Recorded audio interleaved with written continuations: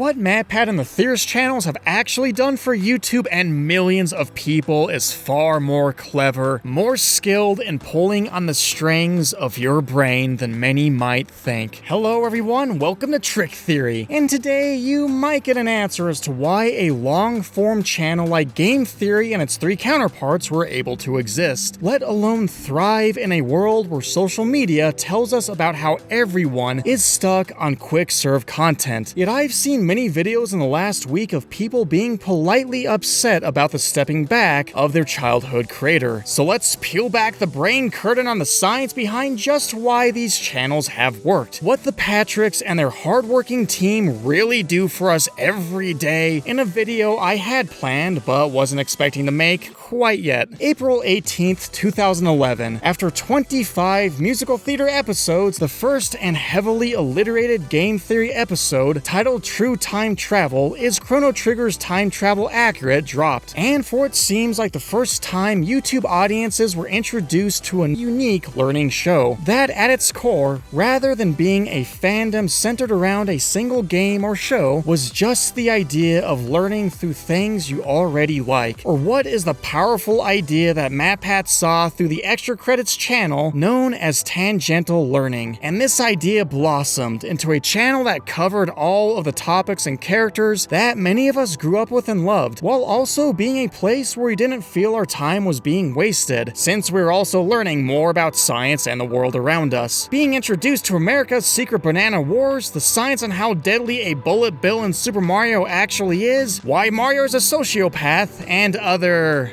favorites. And this idea of the Theory channel's starting premise, Tangental learning, is basically the idea that you end up learning or becoming interested in a topic when you're introduced to it through something you already enjoy. Say if you like Nintendo characters like Kirby, then suddenly a video covering why Kirby is in fact an amoeba makes learning about cell biology a lot more interesting, or why loot boxes in games could be an issue gets you more interested in neurobiology and the concept of what dopamine does to our brains. Put another way, Tangental learning makes learning way more digestible and accessible. It's much easier to learn and be along for the ride when it's something you already care about. Not only that, but studies on the topic of Game Theory's premise show that you also tend to learn the topic being discussed much faster, remember it better, and people that learn about something tangentially, opposed to just sitting and staring at a textbook, Lord knows I'm not dying to open up that inorganic chemistry textbook ever again, are around 3 times more likely to actually look up the topic for themselves. But that's just the small stuff. The bigger idea behind the success of these channels is that Game Theory plus the others all became a place where once a week people could come and put their brain through a critical thinking experience led by someone who was genuinely into it like them, who not only wanted the audience there, but turned their channel into a safe, encouraging space for people to come to share their ideas and feel intelligent. And perhaps Game Theory has been so successful because these types of safe spaces are something that have always been in short supply. When I was younger, I loved watching Bruce Lee movies and became fascinated with how learning works, with how someone's brain actually learns to do anything. I worked at a local martial arts school, ran into a good friend that created the terminology for something called tricking, while another teacher joked to me that I could be like his friend who was one of the few to not injure himself in some musical. And I also mopped the floor. And during all those hours by myself, I happened to tune into a channel that had outlandish ideas, that talked about toads being the blocks in Super Mario, if BioShock's underwater city could actually exist, and I just enjoyed it, never thinking much more about it as I went to college majoring in biology, doing the added chemistry classes. Heck, I even eyed Denver's acting school all the way from the Human Anatomy Cadaver Lab, and I had a great time. I learned improv, did Shakespeare plays, and had absolutely no idea what I wanted to do with my life. I tried acting, looked into stunt acting, but a couple odd experiences really turned me off. I loved learning and I loved seeing people get better, so I became an everything trick teacher, with my teaching being all about the students understanding how their nervous system learns, how your brain actually builds skills, and I did it through using something else. This time it happened to be by using cool tricks and movements. Even the rule my mentor gave me was if the student fails to learn, it's your fault no matter what. I hope the Theory team can appreciate something I learned from a long experience, that bad teachers never seemed to get, that it never mattered what the student was interested in learning, be it a backflip, biology, how to run up a wall. It was always a conversation between them and me, and it just took one safe, encouraging experience around something they were already into to change them, to open the critical thinking doors, with their new perspective changing the way they approached any learning situation from then on. So it doesn't matter which game theory you watched, what your favorite one is, or even what you found intriguing about it. I'm looking at you, dating sim and totally Pokemon Go. Game theory is an experience that subtly nudges the brains of its viewers in a different direction, to approach any situation they encounter in life differently from then on. So from a neurology nerd who listened to game theory on those late janitor nights, don't stop learning. Don't stop making the world better. Encouragement to solve your problems versus blame all others like a raving lunatic is in short supply. And this brings us to the one thing, the one big attraction that makes YouTubers like Matt stand out and gain such a dedicated following. The reason why I have seen numerous videos of people recounting stories of how he touched their lives, people broken to hear that he's stepping back from being the host and going so far as to say that YouTube's golden era is now over. I want to introduce you to a term to kick off this conversation called parasocial interaction. Here, the prefix para means to one side. So parasocial interaction is essentially a one-sided social interaction or relationship, where one person, one party extends effort, emotional energy, and time. In this case, with the YouTuber creating the video and the audience investing their time and emotional energy to watch and think about it. The defining trait of these relationships is that only one party is totally aware of the other's existence. They don't know that I or you specifically exist, just as an actor in a movie isn't aware of each individual person who watches their show. And this isn't necessarily a bad thing. It can be quite good, especially if the person being watched is more thoughtful and socially aware. Research shows that people, especially kids and adolescents who form a parasocial interaction with someone who is hopefully of good character, greatly helps them form their own identity, develop autonomy, and find out what they like and don't like, as these types of interactions allow them to imagine certain relationships, experience emotions in different contexts, and ultimately experiment with different ways of being, all from a safe distance. So with that being said, let's shatter this a bit. While still being classified as a parasocial interaction, YouTubers take this interaction to a whole new level, a level that causes even greater levels of chemistry to happen in the brains of their viewers, cause seeing a YouTuber leave isn't quite the same as seeing an actor not show up in a movie. So much so that studies on the parasocial effect that specifically influencers have on their audience have popped up more and more over the last 10 years. And not so surprisingly, out of TikTok, Instagram, and other platforms, YouTubers easily come out on top. In summary of some very long research papers, it's because people felt that YouTubers are more authentic and relatable than traditional celebrities, that they built their businesses on their own, are more honest about their thoughts, opinions, and above all, breaking through the fourth wall. YouTubers are the ones who invite us into their own lives, give us a safe space to hang out with them around a topic you and they both like, revealing and sharing who they are, and unlike traditional celebrities, they are repeatedly there, being the frontrunners of someone we all can go to on a rainy day, that we know will make us feel better and more interested about whatever it is that we're into and who we are, which is also why it is so destructive to the YouTuber if they're ever caught lying or acting in a way that conflicts with the way their audience sees them. Don't get me wrong, certain actors can do this. It just takes an actor who is very tied to a role and has inspired a deeper relationship with their audience to achieve near the same effect. YouTubers like MatPat ultimately achieve in creating the greatest friendship cocktail of all, a 3-part mega cocktail that creates high levels of oxytocin, the bonding chemical making the viewers feel connected to them, bonus points if they have a similar personality, serotonin that makes the viewer feel more at ease when they're with them, and dopamine, which makes us, the viewers, feel rewarded for being there, and likely to do it again in the future, which makes the leaving of someone that's literally been such an integral part of people's childhoods just drain people's glasses when they realize that person won't be refilling them each week. So now, why is MatPat specifically causing such an uproar? Just how big was the glass he and the Theory team gave us? Over 13 years, 5 channels with over a combined 40 million subscribers, and well over 1,000 theories with over 8 billion views, this is a show that people have certainly grown up with, have tuned into every Saturday for years, that has had a subtle impact, compounded over years of work and overthinking as to repeatedly nudge many of us nerds. A show that hosted a multitude of charity live streams for St. Jude, raising millions of dollars, was selected to meet the Pope, and has made so many appearances across the platform over the years that it's a name, a catchphrase, a group of people that every YouTuber knows. Started by a theater kid who found the value in just how bright the world is when you choose to pick yourself. But if none of this was very interesting, then I saved an interesting fact for last. As humans, we are loss-aversion creatures and prefer to avoid a loss rather than gain something new. But one of the greatest gifts you can give to someone is to show them that they are just as capable, as valuable as anyone who they find to be outstanding, whether that person is there all the time or not. So with more videos on our favorite characters and theories of things we like to watch in the works, as I said to one past eager student,